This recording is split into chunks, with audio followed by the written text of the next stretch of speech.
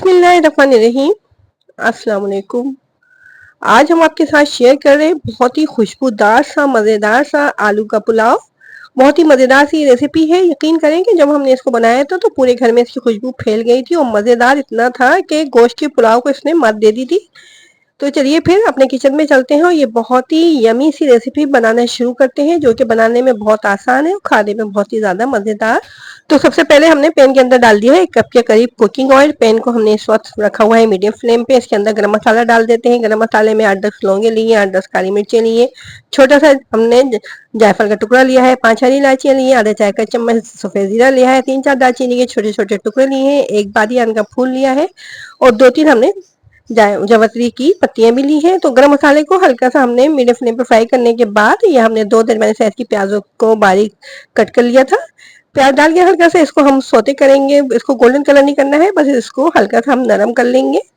प्याज हल्की सी हमारी नरम होना शुरू हो गई है। मीडियम फ्लेम पर ही हम इसको फ्राई कर रहे हैं। तो हम 1 केजी चावलों का ये आलू का पुलाव बना रहे हैं, तो इसके लिए हमने हाफ केजी आलू लिए हैं, जिनको के लंबे स्लाइसिस में काट लिया है। तो आलूओं को हमने पैन के अंदर डाल दिया है। अब 2 खाने के चम्मच भर के हम इसके अंदर नमक डालेंगे और आलूओं को करेंगे फ्राई। तकरीबन 5 से 10 मिनट तक आलूओं को ऑयल के अंदर फ्राई करेंगे। इससे आलू का जो मज़ा है वो दोबाला हो जाएगा, बहुत ही अच्छे क्रिस्पी से हो जाएंगे ये और पुलाव में बहुत ज़्यादा मज़ेदार से लगेंगे ये।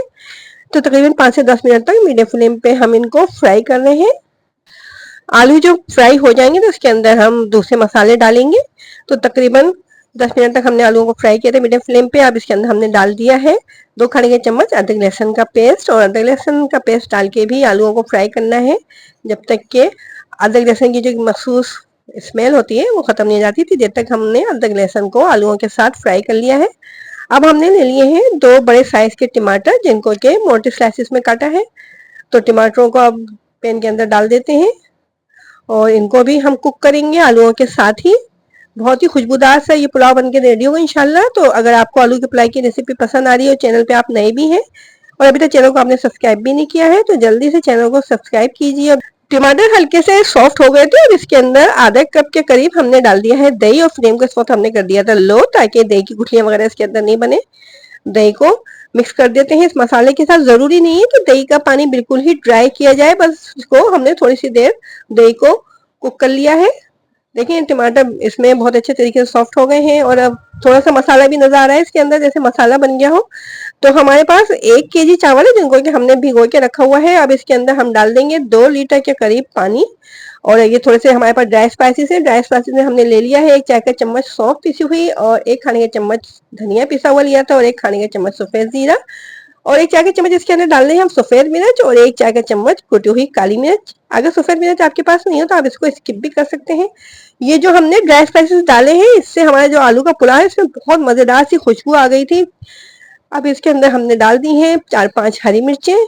पानी के अंदर बॉयल आ गया था। हमने बासमती राइस लिए थे, तो इनको हमने आधे घंटे पहले भिगो के रखा हुआ था। तो चावलों को हम डाल देते हैं इस पानी के अंदर, जो कि बॉयल हो चुका है। अब 15 मिनट तक हम इनको मीडियम फ्लेम पे कुक करेंगे, और उसके बाद जब इसके अंदर थोड़ा सा पानी रह जाएगा तो 15 मिनट के लिए इसको दम फ्लेम पर रख देंगे। पैन को कवर कर दिया हमने और 15 मिनट के लिए इसको छोड़ दिया है मीडियम फ्लेम पे। देखिए 15 मिनट के बाद थोड़ा सा पानी रह गया इसके अंदर, नजर आ रहा होगा आपको। तो अब जो पराठा पकाने वाला तवा होता है इस पैन के नीचे रख देते हैं, ताकि नीचे से चावल इसके अंदर लग नहीं जाए, और इसको दम फ्लेम पे रख देंगे 15 मिनट के लिए। तो बहुत ही मजेदार सी इसमें से खुशबू आने लगी है, जो हमने ड्राई स्पाइसेस के अंदर डाले थे उनसे। अब मीडियम फ्लेम पे हमने हटा दिया है इसको, लो फ्लेम पे इसको रख दिया है। देखिए 15 मिनट तक हमने इनको दम फ्लेम पे रखा था। कितने खिले खिले से हमारे ये आलू का पुलाव रेडी हो गया है। लग रहा है ना देखने में मजेदार सा, और खाने में भी बहुत ही ज्यादा मजेदार बना था ये। तो जरूर ट्राई कीजिएगा। बहुत ही मजेदार सी रेसिपी है और बहुत ही जल्दी तैयार हो जाने वाली, बहुत ही लो कॉस्ट सी, और मजा बिल्कुल ऐसा जैसे कि गोश्त का पुलाव खा लिया हो। आलू भी बहुत अच्छे तरीके से इसमें कुक हो चुके हैं, और चावल भी देखें कितने खिले खिले से बने हैं। एक एक दाना अलग अलग नजर आ रहा है इसमें से।